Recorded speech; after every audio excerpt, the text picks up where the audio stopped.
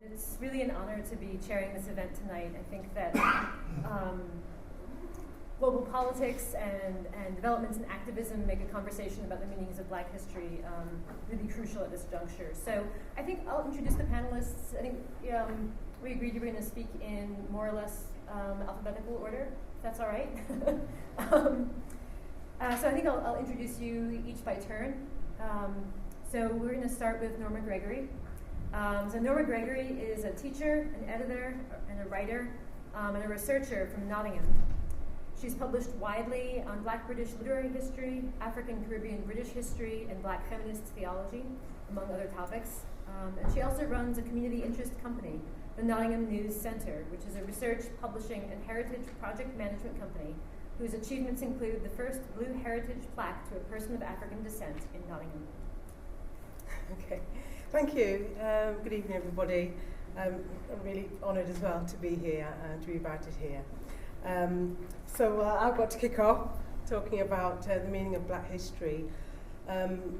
Well, I'm a historian, essentially. I'm passionate about recording our history, and that means actually doing it. I'm not really into I'm into the theoretical side, but I'm really passionate about actually going out in the community, working, going around, finding people. I spend a lot of time interviewing people and recording their interviews, writing them up, publishing books, publishing papers, and doing talks and so forth to share with everyone. Can everyone hear me at the back? Sorry if I'll speak up. Okay, so Black history. I mean, for me, I like to call it.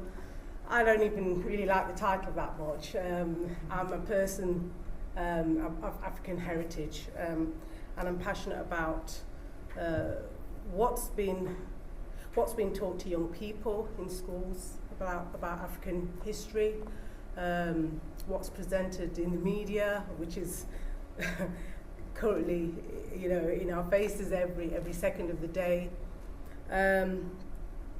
I'm passionate about African history in that, for me, it's been really a source of my strength, knowing about my heritage, which I wasn't taught at school. I remember very little about African history at school. I was taught about the Battle of Culloden and all Tudor history and so forth, and I wasn't really told anything about, my ancestors. And also, family, I wasn't really told that much from my mum and dad, even though I did try to ask them. They didn't really want to talk about it that much. So I kind of grew up blind, and it wasn't until my early adult life, I ended up in a women's refuge for a year through domestic violence, and I actually started to read literally at 21. I read my first book at 21. So that was really where it started for me. It was a personal journey of enlightenment and seeking, strength and knowledge as well. So that's really where I've kind of started from, and I've spent the last, I would say, 25 years learning about history. And it's not just Black history, African history, it's history, the kind of whole landscape, because you actually need to understand other cultures and other ways of life to be able to understand your own heritage. So it's a much wider picture. So I don't know if that's enough for my introduction, or do you want me to carry on? Is that?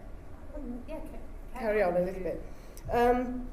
My current research that I've been working on the past year, and I'm hopefully waiting for another Heritage Lottery grant to do a further 2 years, is I've been looking into collating the histories of coal miners, Black coal miners. I started in Nottingham, that's where I live, and that's where I was born. And I've been spending time finding living miners, Black miners. This was picked up by, I don't know, Ilya's story. That's why he contacted me last week, and he said, come to this talk. But he read an article that was in The Guardian over a week ago, highlighting the story of black coal miners, because many people say to me, I've never heard, I didn't know there were black coal miners, and I was like, yes, there's hundreds, literally hundreds in Nottingham and the East Midlands, and now I'm looking into other areas where they've been rich in coal mining heritage, which is like Wales, Yorkshire, Durham. That's where I'm going to be researching for the next 2 years. So, I mean, why? People ask me again, you know, why coal mining heritage? You don't look like a miner. You're not, you know, you're not a man. You're not. So I've had all these kind of questions, and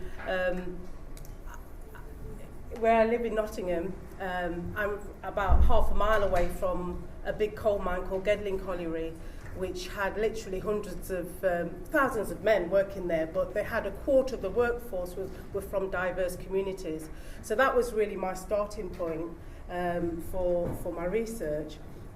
And what I found, what I know now, I don't know everything about coal mining, but I do know that coal mining heritage is diverse, was diverse in this country. There aren't any more working pits in this country. The last one closed in December in Yorkshire, 2015, and in Nottingham in July 2015. So there are no more working pits in the UK. They were closed. But there are pits all over in other countries: China, India, South Africa, America, Russia. So it's Britain.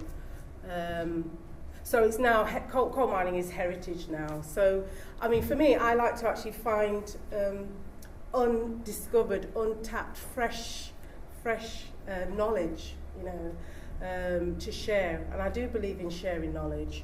I don't think, I think sometimes universities can kind of keep knowledge locked in the system. And I'm really passionate about making sure I share what I find. And that's why I set up my company called Nottingham News Centre, which is a social enterprise which finds new research, publishes books, papers, so forth, and myself and my staff, we do volunteer work, talking in the community, making programmes with BBC. We've been on the radio a lot, so it's about getting out there and sharing knowledge, and that's what I'm passionate about. Why I'm passionate about Black history, because it's something that has to be shared, and it needs to be shared so other cultures understand that they are part of a bigger picture. We're not being separatists. It doesn't work, you know. I think that's something where people, obviously countries are trying to become that. They have been for some while, but I don't think that model will work, but you know, that's my opinion. So anyway, that's just a kind of a little sample of some of my background. So if we can continue going in alphabetical order, is that all right? Oh, yeah. All right, cool. Azeezat Johnson is a PhD student in geography at the University of Sheffield. She is working on a project on the construction of Black Muslim women's identities through clothing practices. And her PhD is funded by an ESRC White Rose Reshaping Multiculturalism Through Cultural Practices studentship. In addition to her academic work, she has been an invited speaker at numerous events, including most recently the Living Islam Festival. Okay, thank you for that. I'm actually going to start by slamming on multiculturalism a little bit, so thank you. That's where I'm at emotionally, right? Like Brexit happened, Trump happened. It's over, you know? Yeah. We gotta just speak the truth now. Yeah, thank you. It's nice. That's where we're at. So as I was writing this presentation, there have been shifts in public language that has legitimized widespread violence against racialized minorities. Whether looking at the UK or the US, and British people love to talk about the US as if like Brexit didn't just happen. Okay, leave that for later. But whether looking at either of these contexts, we have seen the centering of white bodies as the citizens that matter and the ones that are legitimized through the state. So it is within this context that I've been rethinking our understanding of Black history. After Brexit, it was speaking to relatives that survived under Thatcher's government that helped me to understand the myth of multiculturalism that had been sold to us in subsequent years. And so I'm looking to understand how Black people within Britain have existed and importantly, resisted. We need to explore ways of knowing through our Blackness to form these sources of connection between past, present, and future experiences. This understanding of Blackness acts as a rallying call from which we can continue the work of dismantling white supremacy from our specific localities. So I hope to use my time to open up questions about what being Black in Britain means, particularly as it relates to Black Muslim women that I interviewed as part of my PhD project. It is there and my experiences that speak across the racialization of Muslims and the racialization of Black people. By talking through a British grammar of race, I hope to highlight the potential that I see within theorizing Blackness, but also some of the pitfalls that I am wary of. So when I speak of a British grammar of race, i.e. the racialized language informing the way we think and act, I draw from Horton Spillers, like some people know, anyway, so Horton Spillers, who explored an American grammar of race. Spillers provides a comprehensive argument for how an American grammar of race stems from this history of enslavement. So Spillers says, the symbolic order that I wish to trace in this writing, calling it an American grammar, begins at the beginning, which is really a rupture and a radically different kind of cultural continuation. The massive demographic shifts, the violent formation of a modern African consciousness that takes place on the sub-Saharan continent during the initiative strikes, which opened the Atlantic slave trade in the 15th century of our Christ, interrupted hundreds of years of Black African culture. We write and think, then, about an outcome of aspects of African American life in the United States under the pressure of those events. So this violent rupture is not only understood through the continued positioning of Black bodies as deviant, it is also the way Blackness is used to formulate anti-racist resistance, for example, the outcry that Black is beautiful, or obviously the more recent one, Black Lives Matter. So I wanted us to consider which histories pressurize research and discourses on Blackness in Britain. Some of this is inevitably shared with USA because of the shared history of colonialism and slavery, as well as the more recent histories of US cultural imperialism, which inevitably means the migration of cultural products to the UK, but also from the UK, since Trump borrowed Farage anyway, so happy days. Yeah, there's a lot of sarcasm in my soul right now, sorry. But these cultural signifiers have both the potential of perpetuating, as obviously with like Farage and Trump working together, and resisting anti-Black racism. But there are specific traditions from which a grammar of race is constructed within the British context. What does this look like? And how do Black Muslim women construct our understandings of Blackness through this? So this question of one's relation with Blackness was evident in conversations with Aaliyah, one of the participants in my research. Although she identifies her skin color as Black and recognized the way her body and culture becomes racialized as Black, she rejected a self-identification as Black or Black British. She says, but when you see like Black British music or Black British literature or Black British food, it's always Afro-Caribbean. It is not African. I would say first and foremost, I'm Muslim, and then I would say I'm Somali, and then I would say I was African. It would go in that order. Because I think the Somali identity is very important as well. Because a lot of the time, when we say African, that's West African. If people assume that African means West Africa, then they would have a completely different idea about my historical and cultural context.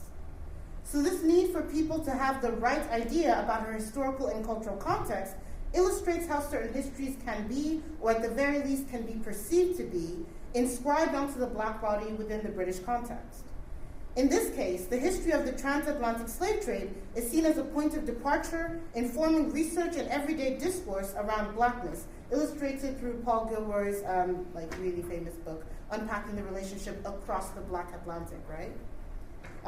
So when Aaliyah speaks of not connecting with what Blackness means and the centering of a history that is not African, this emphatic not is associated with a history of Blackness that does not speak from the Somali heritage that is fundamental to her own Black body. So when focusing on the politics behind Black history, it is important to rethink which histories are told and centered.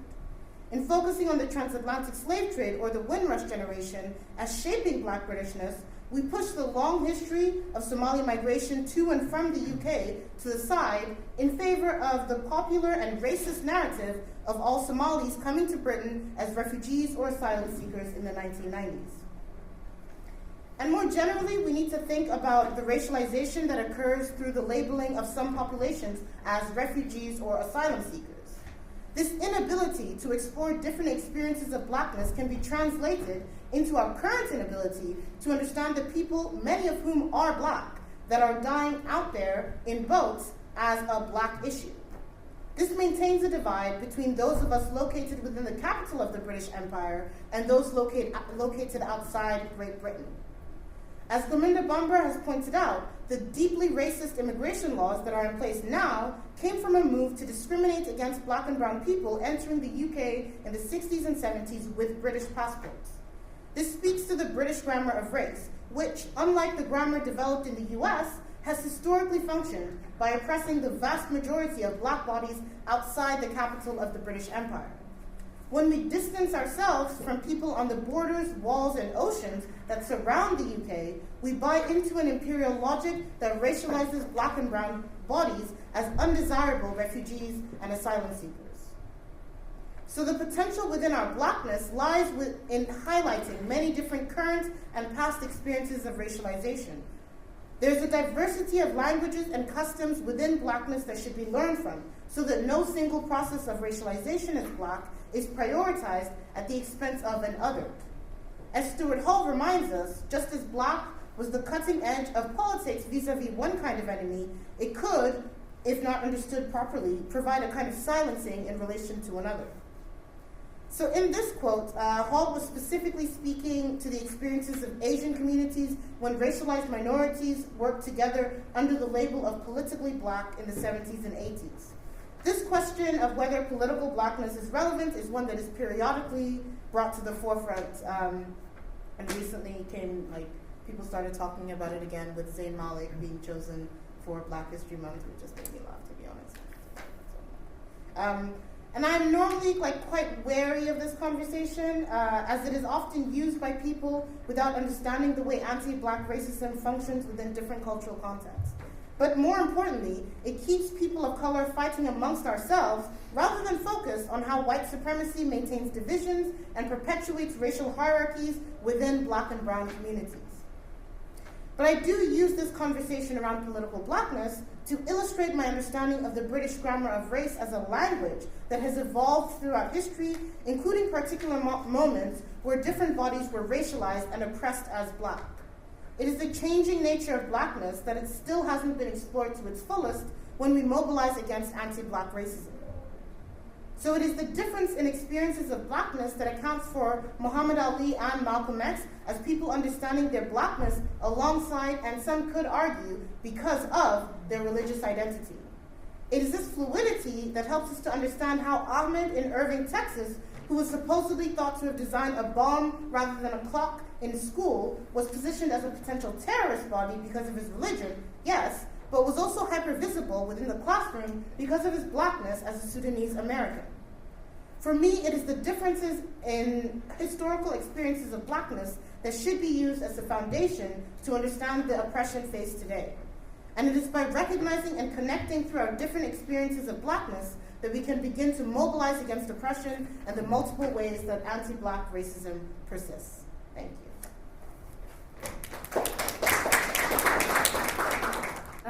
So I'm going to introduce our third speaker, who is Kadian Pao, is a Jamaican-American expat PhD researcher at Birmingham City University.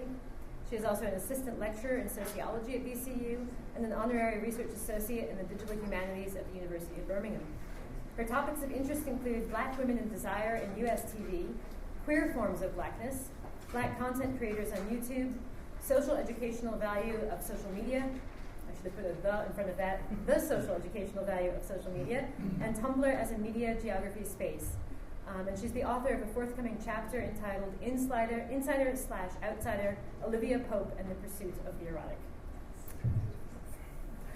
Thank you very much. When Ilya invited me to participate in this event, I didn't know how I was going to shape my remarks or what I was going to talk about. And then obviously the US election went how it went. And Ilya sent me an email and he said, Kadian, we're wondering if you could just add a little something to your talk about race and the elections. And I thought, can I? And so I've had a very emotional response to this election has kind of compounded the effects of Brexit for me. And I was telling my wife the other day that I feel stateless, that I moved from the United States 6 years ago because at that point we could not have our relationship, and for me to also stay there because she is British. And she could no longer come back. So I left what very much is my country, as much as Jamaica is. And I came here, and just as I sort of began to find my way and settle here, even though I had reservations, this Brexit business happens. And then, the United States, Trump happened, and I thought, where can I go? Where can I be? And so it made me think a lot about belongingness and the nation and Black people and Blackness. And my remarks are fluid, talking about both Britain and the United States as well, since mentally I am always in both places throughout my daily life, in Jamaica as well. So I'm going to read what I wrote, and I wrote it in a way that I could speak it, not as a paper. So I hope that you'll hear me. The BBC is presently airing its #Black and British season. A very good series of programs. I encourage you to watch them. Also to question why it is that we do not have more homegrown Black-centered programs, especially fiction, art, comedy, that is able to stake claim to this land through telling our his stories instead of importing them from America. Our labor and dehumanization helped usher in the process of modernity in this country. And as Professor David Olusoga showed in Black and British, A Forgotten History, our roots and contributions to this country go back centuries before modernity, back to Roman rule. The depths of our contributions have not been sufficiently excavated, circulated, nor celebrated. The very fact that there is such a thing as a #Black and British season speaks to the general relegation and regulation of Blackness in this nation. Even the denotation of Black and British reminds us that Blackness is not analogous with this nation. So much so that we need the conjunction "and" to anchor us to the nation. It is similar in the US, where it is the hyphen in African American that serves as the anchor. The inexhaustive racial drama we see coming out of the US often allows Britain to feel smug and obscures how Blackness is regulated inside its own borders. In order to define itself, nationalism depends on what and whom it excludes, both in the sense of geography and identity. You could possess the right passport and still not belong. This is the brutishness inherent in Britain and US nationalism, though they are not alone. The anchors are never permanent, as we have to continually stake claim to our right to belong here, wherever here may be. So why does the idea and reality of Black history matter so much to this nation? Erasure of identity, of culture, of history is a type of violence, a symbolic and often literal one, that when enacted on the peoples of African descent, serves to strengthen white superiority, privilege, and sense of quote-unquote natural belongingness to the nation. Imagine if you grew up hearing repeatedly about the exploits of your ancestors, that those exploits were framed as necessary, morally sound, and responsible for the success of Western civilization. Imagine, too, that all of your life your ancestors have been spoken of in terms of heroism, sacrifice, service, things that fill you with pride and patriotism, even subconsciously. Imagine again that what you are told of the others is how they fought against your ancestors, capitulated to their superior might, thus letting them exploit those people and their lands, depended on your ancestors to show them the enlightened way of progress, and that those others later flocked to partake in the imagined goodness of this nation, escaping the hell of poor, corrupt lands that used to be under the rule and influence of your ancestors. Earlier this year, I watched U.S. Congressional Representative Steve King, in the presence of a black pundit and other white people, remark earnestly on CNN that these others have not contributed anything valuable to Western civilization, that it is white people that we have to thank for that. This man is partly responsible for shaping the laws of a nation. He is not alone in his thinking. In other words, white identity is constantly being reinforced as good, as essential, as superiorly intelligent, clever, the definition of leadership, the gatekeeper of belongingness. The genius of it is done via exclusion, leaving out the contributions of black people's significance in the architecture of this nation, framing our presence and role as subordinates or intellectually subpar, gives everyone permission to marginalize us as inessential to the nation. If one is inessential, then the message is that one's life does not #matter. For black people, this can promote shame in our own heritage. We have nothing to be shameful of. Earlier this month, Ebony Magazine made a short online video encouraging black Americans to vote. In a powerful moment, the young lady in the video remarked, "We are children of architects." I swelled with pride because it is true, but moreover, because I never heard it put that way in a single history book during my schooling in Washington, D.C., and not in a university classroom. Our ancestors were architects and builders of a nation from which they are regularly excluded, jailed, killed, and othered. There is no more recent proof of this than the Black Liberation Movement in the U.S., and in Britain, which encompasses Black Lives Matter. And how could I forget that we are entering a new Trumpian era where the violent rhetoric of nationalism and all the exclusions of belongingness upon which it depends won an inept, mediocre white male tyrant the presidency. His entire platform was white nationalism, advised in part by white British peddlers of the same, Nigel Farage, a key figure of Brexit. Initially, I was shocked to wake up to a Trump win last week in the US, but then I thought of the rise of white nationalism under 8 years of a black president, the Tea Party movement, and white Republican obstruction that took a country hostage, and the shock quickly wore off, but I am still grieving. Many think of white nationalism as spray painting swastikas, the KKK, calling black people nigger, really obvious things. But white nationalism is more insidious and therefore more dangerous than that. White nationalism is the expectation that electing a black president will absolve the nation of its racial crimes and usher in an era where race magically does not exist. I don't see color. All lives matter to me is as much an expression of white nationalism as the state-sponsored killing of unarmed black people with impunity. Both deny the value of our existence.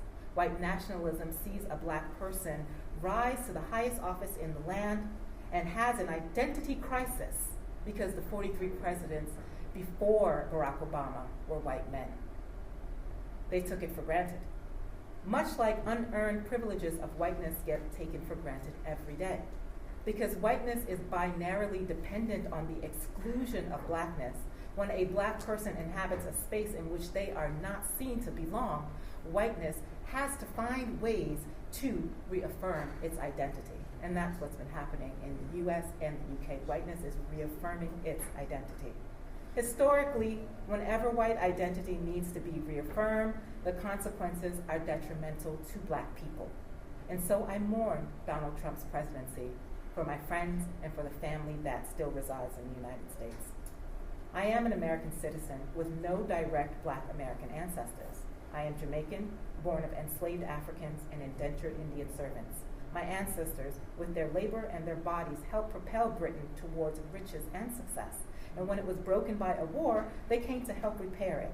So I stake claim with my anchor to take up space in history, in your imagination, and in your reality. That is my birthright, a right I claim here in Britain and America. Thank you.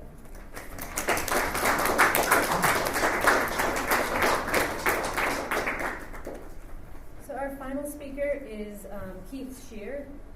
Keith Shear is a senior lecturer in African Studies at the University of Birmingham. He's the author of numerous publications on policing, state formation, and politics in early 20th century South Africa. And his current research looks at how the South African state coped with domestic political dissent from the 1940s to the 1960s. Well, thank you very much, and again, thank you to Ilya and BRIHC for inviting me. As Mo was saying, I teach African politics and African history here. My particular area of interest is South Africa, and this is an interesting forum to be in because it is very different on the whole from our student body. Our student body come to do African studies, and often enough we are not really challenged as lecturers to think about the ways in which African studies and African history are black studies and black history. And this got me thinking about what I should be saying here. In terms of the kind of history of African history, if you like, there have been black intellectuals and African intellectuals writing about the history of their communities, much like Norma has been writing about the history of the coal mining communities and the black community in Britain for 200 or 300 years. And yet, when we speak to our students, our undergraduates, we often base what we say on history that has been researched and written since the 1960s, because the assumption was within the discipline of historical studies that there was no meaningful African history, certainly. Not that there was no black history, but certainly that there was no African history, no meaningful historical record by people who were black in Africa. That what you could write about before that was the history of Europeans in Africa, or the history of the contact between Europeans and Africans, and that what mattered was what Europeans had achieved in Africa. Okay, that was what people wrote about, what Western intellectuals, Western academics wrote about Africa up until the 1960s, which not coincidentally was also the era of independence in Africa, which is when people started looking around, seeing Africans pressing for their own independence, their own participation in politics, and saying surely they must have had a prior history of state building, forms of political organization, and so on. The major academic discipline that had reigned in Africa, or in the study of Africa prior to that, had been anthropology. The assumption was that Africans had societies, and they were self-regulating societies, and you could study the rules and rituals of those societies, but these were largely unchanging and had no history that you could document or identify. And this certainly changed from the 1960s onwards. What does African history, what does black history mean in relation to African history? Well, obviously, I think some of the criticisms of black history in the diaspora is that it has treated African history as a kind of a baseline for their own communities or their own identities. And I think Azeezat mentioned this in relation to her Somali informant. I suppose Africans in their own communities, their own countries, thinking about their own histories, don't necessarily see themselves as black or as African in a broader sense, except in relation to the larger world, but they see themselves as members of their own communities, as people with histories in the locations in which they're living. And the idea of black history in that context has less meaning. I think black history perhaps has a valency or a salience or a political relevance or point in context in which blacks are minorities, and need to show that they have participated historically in the construction of their communities, that they have been architects, not just architects of segregated black societies, but architects of the whole society in which they have found themselves. And this is what I find really so radical and interesting about Norma's project. They're black miners, but they're miners, and they were part of a fundamental industry that underpinned the Industrial Revolution in this country and industrialization internationally. Now, South Africa is an interesting case, and I speak about it because that is what I research. And it's interesting there that actually there's quite a lot of talk about black history, but in a context in which obviously blacks are overwhelmingly the majority of the population. And that has a lot to do with the settler colonial history of that country, where you had an established historical profession which grew up around the idea of writing about the history of settlers, and the creation of a settler state, ultimately in 1910, which encompassed most of the former independent African states, the Boer states, that is the states created by whites of Dutch descent, settlers of Dutch descent, and various British colonies. And history in that context was about showing how settlers, both Boers and Britons, had come together and defeated the blacks, the Africans, to establish a civilized state of being in southern Africa. This was the history that they wrote. And their opposition was, they were not in dialogue with black historians, they were in dialogue with imperialist historians, ironically enough. But actually there were a lot of black intellectuals in southern Africa in the middle and from the middle of the 19th century into the early 20th century. Many of them who had gained education at mission stations, and arguably you could say at one time there were probably more educated blacks in South Africa than there were educated whites, because more went to school in a period when schooling was not free and compulsory, generally. And some of these histories that these black historians wrote, these black intellectuals wrote, were buried for a long time.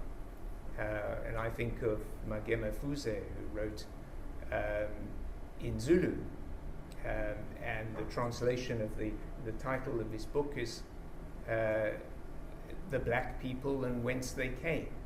And interestingly there, although it's a translation, the reference is to black, actually, rather than to African or Zulu people, because he was self-consciously writing against a tradition which said, our people, my people, have no history.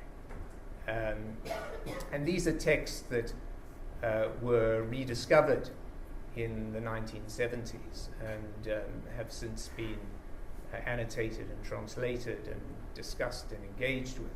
And Fuze was certainly not alone. He was one of many.